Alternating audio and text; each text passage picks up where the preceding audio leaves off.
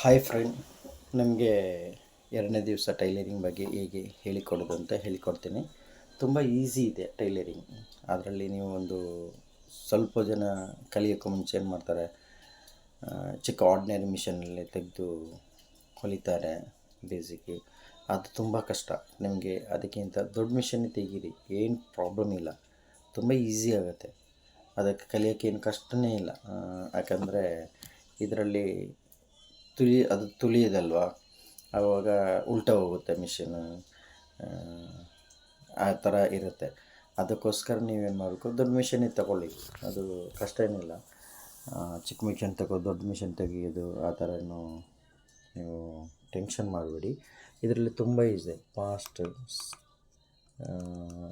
ಈಗ ಈ ಥರ ಬಟನ್ ಇರುತ್ತೆ, ಅವಾಗ ನಮಗೆ ಎಷ್ಟು ಧೈರ್ಯ ಬರುತ್ತೆ ಅಷ್ಟು ನಮಗೆ ಫಾಸ್ಟ್ ಇಟ್ಕೊಂಡು ಹೊಲಿಬೋದು. ಆವಾಗ ಈಸಿಯಾಗಿರುತ್ತೆ. ಆವಾಗ ನಿಮಗೆ ಏನು ಬೇಕಂದರೆ, ನಮ್ಮ ಕ್ಲಚ್ ಇದೆಯಲ್ಲ ಅದನ್ನು ನಾವು ಫ್ರೆಶ್ ಮಾಡೋ ರೀತಿಯಲ್ಲಿ ಇರೋದು. ಎಷ್ಟೇ ಫ್ರೆಶ್ ಮಾಡಿದರೂ ಸಹ ನಮಗೆ ಅದು ಫಾಸ್ಟ್ ಇಷ್ಟಂತ ಹೋಗುತ್ತೆ, ಅದಕ್ಕಿಂತ ಜಾಸ್ತಿ ಹೋಗಲ್ಲ. ಅಷ್ಟೇ ಇರೋದು. ಎಷ್ಟು ಫಾಸ್ಟ್ ಹೋಗುತ್ತೆ, ಅದೆಷ್ಟು ತುಳಿದ್ರೂ ಸಹ ನಿಮಗೆ ಅಷ್ಟೇ ಫಾಸ್ಟ್ ಹೋಗೋದು, ಅದಕ್ಕಿಂತ ಜಾಸ್ತಿ ಹೋಗೋದೇ ಇಲ್ಲ. ನಿಮ್ಮ ಸಣ್ಣ ಪುಟ್ಟ ಆಲ್ಟ್ರೇಷನ್ ಮಾಡಿಕೊಂಡು ಆಮೇಲೆ ನಿಮಗೆ ಟೈಲರಿಂಗ್ ಬಗ್ಗೆ ನಿಮಗೆ ಈಸಿಯಾಗಿ ಕೆಲಸ ಮಾಡ್ಬೋದು.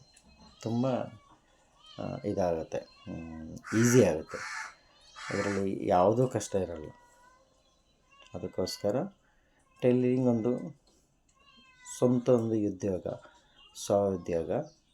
ನಿಮಗೆ ನೆಕ್ಸ್ಟ್ ದಿವಸ ನಿಮಗೆ ನಾನು ಅದರ ಸೈಡ್ ಹೇಗೆ ಹೊಲಿಯೋದು, ಯಾವ ಮಿಷಿನಿಗೆ ನೂಲು ಹಾಕೋದು ಆ ಥರ ನಿಮಗೆ ಕಲಿಸ್ಕೊಡ್ತೀನಿ. ನನ್ನ ಚಾನಲ್ಗೆ ನೀವು ಸಪೋರ್ಟ್ ಮಾಡಿ. ಬಾಯ್.